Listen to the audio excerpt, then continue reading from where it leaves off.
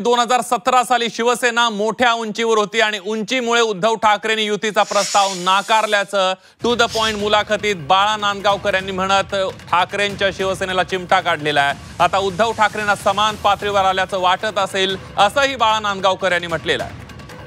आपण बघतोय ठाकरे बंधूंच्या मनोमिलनासंदर्भात एक पाऊल पुढे पडायला लागलेला आहे आणि त्याच वेळेला टू द पॉइंट या विशेष मुलाखतीमध्ये बाळा नांदगावकर यांनी एक महत्त्वाचं विधान करत उद्धव ठाकरेंना चिमटा काढलाय। 2017 साली शिवसेना मोठ्या उंचीवर होती, उंचीमुळे उद्धव ठाकरेंनी युतीचा प्रस्ताव नाकारला। आता उद्धव ठाकरेंना समान पातळीवर आल्याचं वाटत असेल असं विधान बाळा नांदगावकर यांनी टू द पॉइंट या खास मुलाखतीत केलेलं आहे।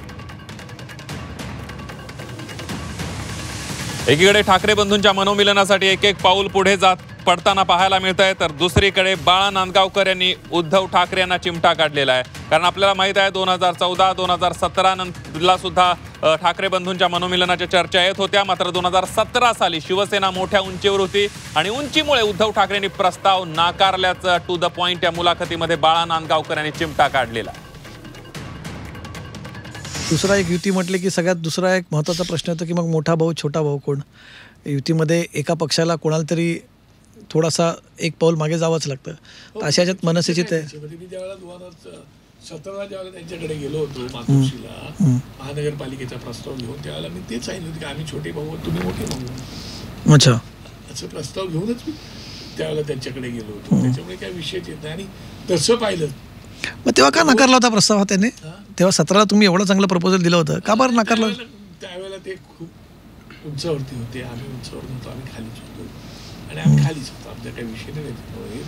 तो गोष्ट आज त्यांना वाटते की नाही आपण दोघे एकत्र आलो तर बरं होईल। तसं मी तुम्हाला बोललो ना, समय बडा बलवान होते, कालानुरूप काही ही जाणीव त्यांना आता झाली असं तुम्हाला वाटतं की तेव्हा त्यांना जाणीव नव्हते? झाली असं जाणीव त्यांना तशी, कारण मधल्या काळात स्टेटमेंट अशी आली होती की मनसे संपलेला पक्ष वगैरे वगैरे। ते ठीक आहे ना, मी तुम्हाला तेच म्हणालो ना, निवडणुकीमध्ये काय आहे, निवडणुकीमध्ये काही वेळेला स्टेटमेंट्स येतात, त्या स्टेटमेंट आल्या म्हणजे त्याचं वाईट वाटून घेण्याचं कारण नसतं। ते कधी कधी राजकारणामध्ये त्या स्टेटमेंट करावे पण लागतात, आम्ही करतो कधी कधी त्या स्टेटमेंट। त्या स्टेटमेंट केलं म्हणजे आम्ही काय एकमेकांचे दुश्मन झालो असेल आणि महाराष्ट्राची संस्कृती तर फारच वेगळी आहे।